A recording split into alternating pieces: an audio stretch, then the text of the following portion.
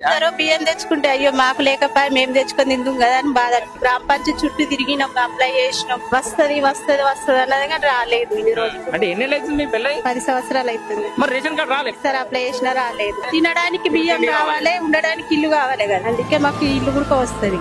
ఇస్తాం అన్నట్టు కానీ నిన్న వచ్చింది. ఎందుకు బాధపడుతున్నావు? ఏదో భావోద్వేగం ఉన్నట్టుంది. కార్డు వచ్చిన ఆనందమా? ఆనందంతో చూసారా, రేషన్ కార్డు అనేది అదొక ఎమోషన్. నిజంగా మా పేదల్ని ప్రభుత్వం గుర్తించింది అనుకుంటారు. ఆ రేషన్ కార్డు తోటి సన్న బియ్యం తెచ్చుకొని తినొచ్చు. ఎన్ని రోజులకు 10 ఏళ్ళు అవుతుందట అక్కకు పెళ్ళి. 10 ఏళ్ళలో ఇంతవరకు ఉండడానికి ఇల్లు లేదు, తినడానికి తిండి లేదు అన్నటువంటి పరిస్థితిలో ఉండే. ఇప్పుడైతే రేషన్ కార్డు వచ్చింది, సంతోషం అని చెప్పేసి కూడా చెప్తుంది.